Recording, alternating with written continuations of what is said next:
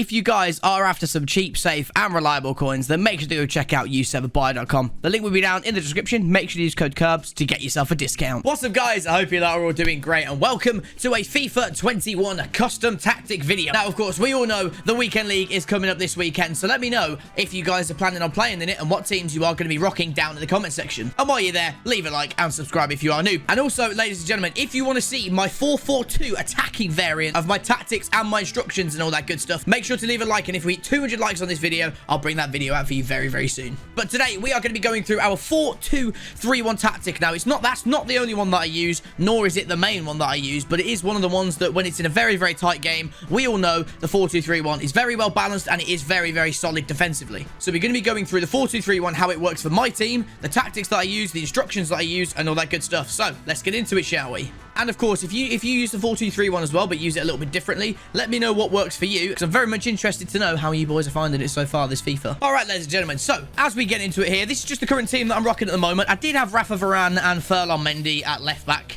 at one point, but I really, really wanted to try out Alex Telles because I am recording a rival squads on him very, very soon. And of course, Joe Gomez is absolutely phenomenal on this game as well. So let's jump into it straight away then. So we are going to go through our 4-2-3-1 so far. So on the defensive side of things, we are going to go pressure on heavy touch. I have tried out balanced, and now I am testing out the press on heavy touch. And I am, to be honest with you, I am enjoying it quite a bit, simply because I am quite aggressive when it comes to pressing myself. But what I have been trying most of the time since I have started this FIFA is balanced, and balanced has worked very well for me so far. In terms of width, I've put it on 4. Again, just been messing about with it, really. My tactics are actually quite similar to my FIFA 20 tactics, so my playstyle is quite similar to last year. So the width is on 4. Again, some people leave it on 5. Some people even go down to 3 because they want to plug the gaps. But the RB crosses in this game are very, very overpowered. So I find 4 to be a really, really good balance. So they're not too wide, which means that those R1 square crosses or RBX crosses are just insanely overpowered. The gap's not too big there. And of course, if they are playing a narrow formation,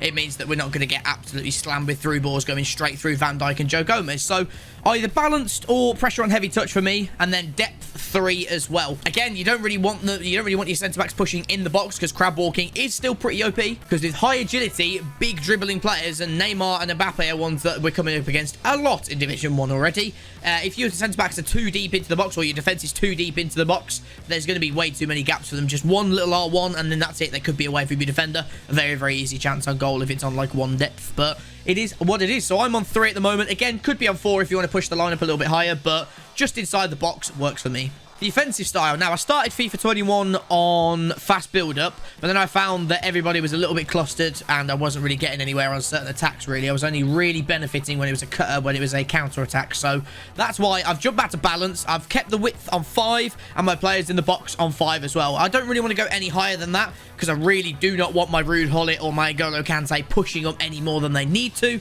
because counter-attacks are, again, very, very overpowered on this game, and you will get hit, and you will concede goals from it. So the players in the box is on 5. The width is also on 5 as well, because it's 4-2-3-1. You don't want it too wide from my personal perspective anyway. Otherwise, there is way too many gaps going into your 2 CDMs. So that's why I keep them both on 5. It's quite nicely balanced in my opinion. And then because I get counter-attacked quite a lot on this game, and it is a way that everybody plays, set pieces are absolutely crucial for me. So I've stuck both of them on 1, because if there's too many men forward, counter-attacks are very, very good on this game, ladies and gentlemen. So I put them both on 1. Again, that's better for me in terms of it working. I have Ronaldo in my team, and I'm always either going to look for him at the near post, and he will always be there, or if I go short, there's still a couple of men in and around the box to help try and score a goal anyway. But those are the tactics that I am currently using at the moment. Again, I'm still umming and ahhing whether I want to be on balanced or pressure on heavy touch, but I don't know.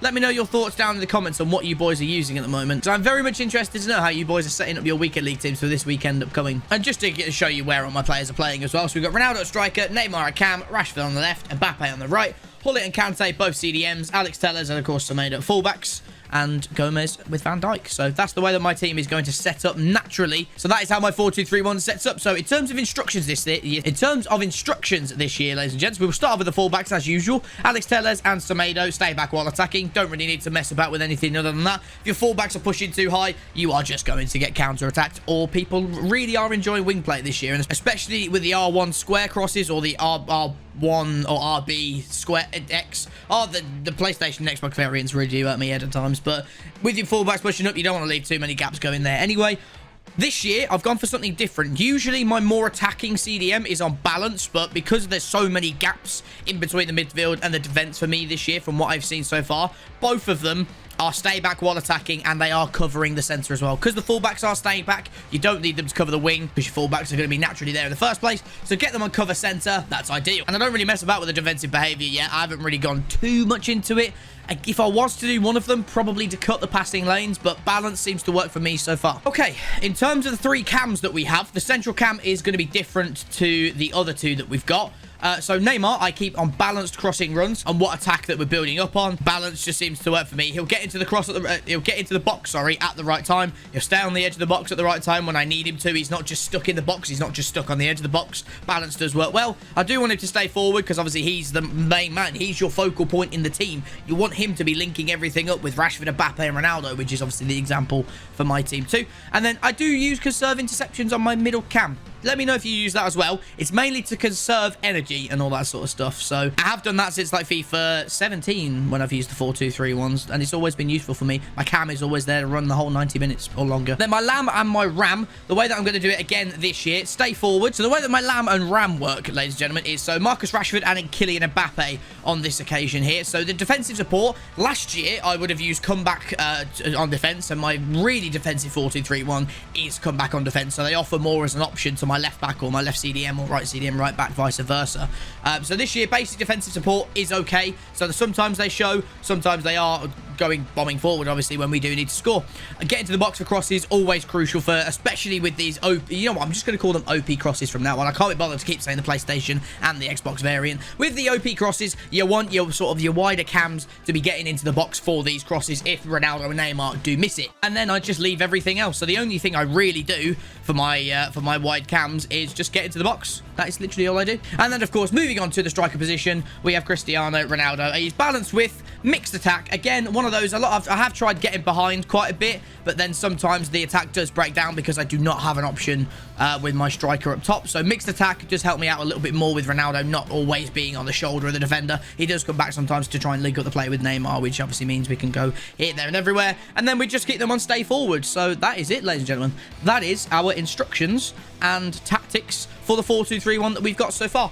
Let us know what your thoughts are down in the comment section, whether you are playing the 4-2-3-1 or a different formation of FIFA. I'm very much interested to know.